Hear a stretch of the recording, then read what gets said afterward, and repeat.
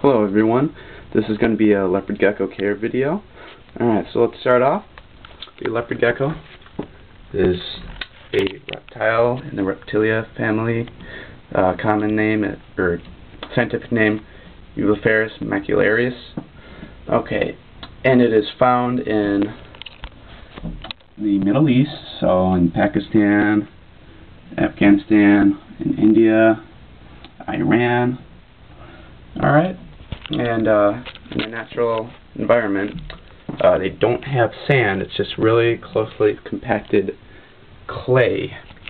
Kind of like the floor tile that I'm using right now for my baby leopard gecko. Okay, so the size, hatchlings are about 3 to 4 inches. I can show you that right now. See? See, that's about how big they are when they're a hatchling. Okay. And when they're adults, they get to be anywhere from 8 to 9. Some are 10 inches. This guy, he's probably close to 10. But some are actually close to a foot due to a giant bloodline. And these guys are pretty long-lived. They can live for normally 10 to 20 years, and there are cases where they are more than 20 years. So some are actually close to 30. Okay, so and for temperature-wise, you want, this is my preference, but 84 to 86 degrees, and a basking spot which is from the light down of about 90 degrees. But I wouldn't suggest getting these little stick-on things. I would suggest getting something better than that, but I think I'm going to pretty soon. And as far as humidity, you want around 30%, and when they're going to shed, you can tell that they get very pale, like almost a whitish color, and when they do shed, you want the humidity up at around 50%. And also I would suggest getting a Humid Hide, and yes, this was made out of Legos, because I don't play with my Legos anymore, so they're just sitting around. So I decided to make a hide out of it. I also made that hide too. And I find that it is more fun, and it's easier just to make your own hides rather than to buy those expensive little things. Also, this shows your creativity and your originality. And you want some decor in there just to make it look good.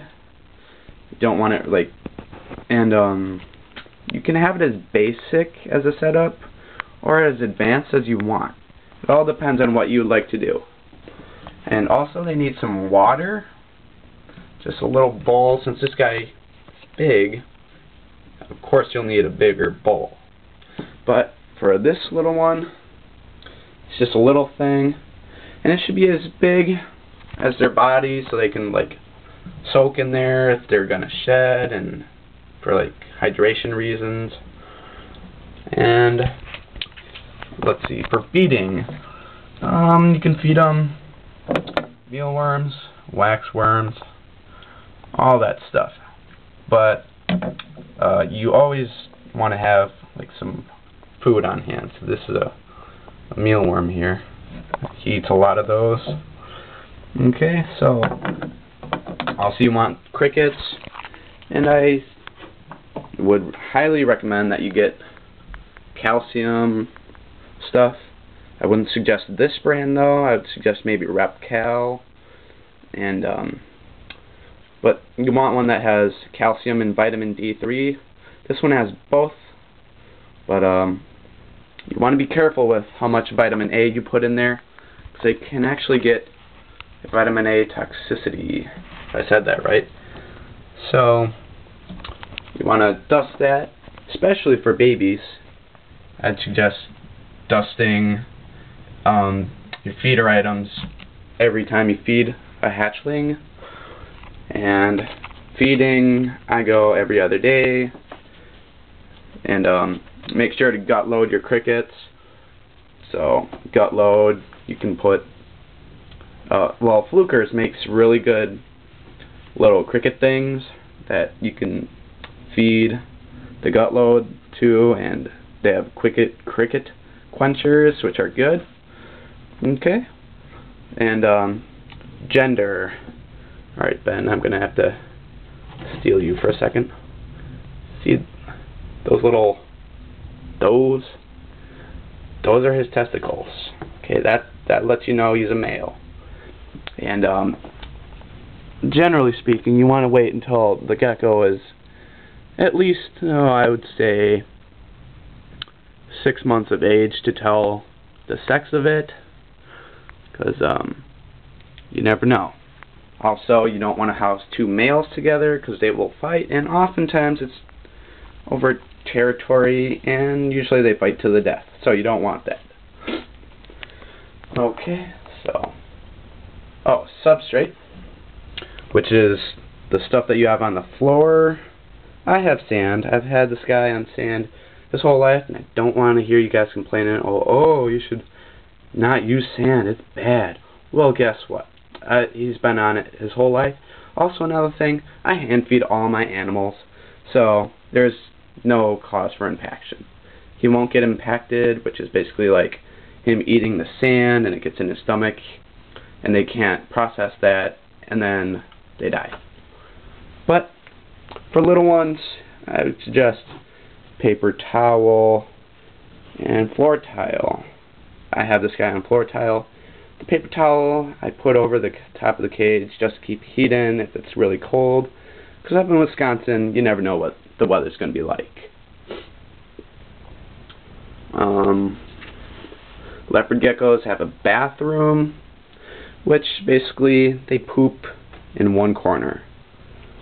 Alright, so this guy, he likes pooping in this hide, and the other one likes pooping in the cardboard hide. So it's kind of cool. You don't have to search over the whole cage just to pick up all the poops. And let's see. Oh, another thing for food items, don't get them from outside. You don't know where those things have been. They've got pesticides, they've got germs, they got parasites, so don't go outside picking up random little bugs out there.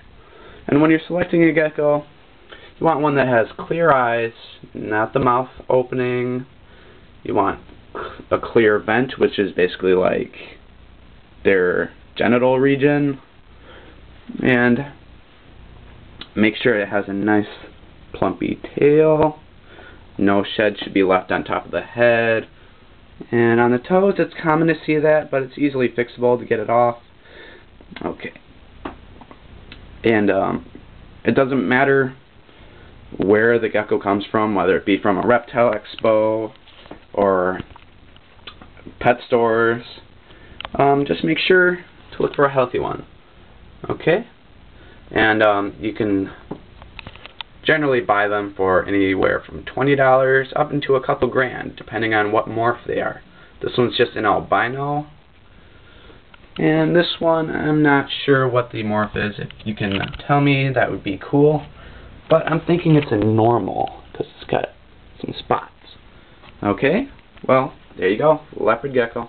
Comment, rate, subscribe.